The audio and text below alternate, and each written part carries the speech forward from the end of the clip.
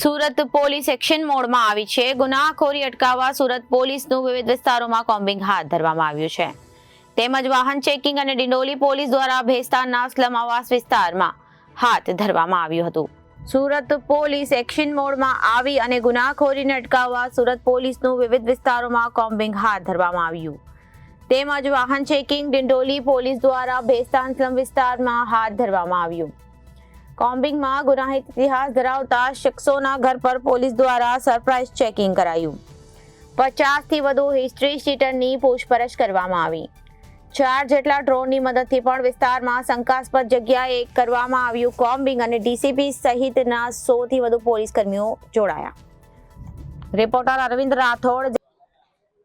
આજરોજ ભેસ્તાન આવાસ જે ડિંડોલી પોલીસ સ્ટેશન વિસ્તારમાં આવ્યું છે ત્યાં કોમ્બિંગ રાખવામાં આવ્યું છે. એ સવારના 3 વાગ્યાથી અમે આ કોમ્બિંગ રાખેલું છે. આ કોમ્બિંગમાં અમે આ ઝોનના તમામ પોલીસ સ્ટેશનના પોલીસ ઓફિસર્સ અને માણસોની એક આખી ટીમ બનાવી છે અને લગભગ 100 થી વધુ અધિકારી અને કર્મચારીઓએ આ ભેસ્તાન આવાસ છે કે જેમાં 1600 થી વધારે મકાનો આવેલા છે એમાં અમે કોમ્બિંગ હાથ ધરેલ છે. આ વિસ્તારમાં જે જગ્યાએ હિસ્ટ્રી શીટર્સ એમસીઆર કાર્ડવાળા જે છે, જે રજિસ્ટર્ડ છે એમસીઆર કાર્ડ, એ બધાના અમે ચેકિંગ કર્યા છે. આ ઉપરાંત એમના ઘરમાં ચેકિંગ કર્યું છે કે એ કોઈ પ્રતિબંધિત વસ્તુ મળી આવે કે નહીં એ બાબતે પણ અમે તપાસ કરી છે. આ સાથે આ વિસ્તારમાં જે એરિયલ વ્યૂ માટે અને એરિયલ ચેકિંગ માટે અમે ડ્રોનનો પણ ઉપયોગ કર્યો છે.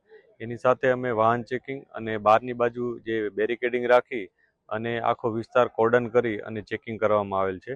કેટલાક લોકો અમને મળી આવ્યા છે અત્યારે, એ લોકોનો અત્યારે અમે પૂછપરછ કરી રહ્યા છીએ અને જે લોકો નથી મળ્યા એની અમે આવતીકાલે અને ત્યાર પછીના સમયમાં ચેકિંગ કરશું કે એ લોકો આ સમયે ક્યાં હતા. જો એ લોકો આ સમયે આ વિસ્તારના રહેવાસી હોવા છતાં આ વિસ્તારમાં ન હતા તો એના ઉપર પણ અમે તપાસ કરીશું અને જે પણ કઈ વસ્તુ મળશે એના ઉપર કાયદેસર કાર્યવાહી કરીશું. આદેશ ન્યૂઝ સુરત.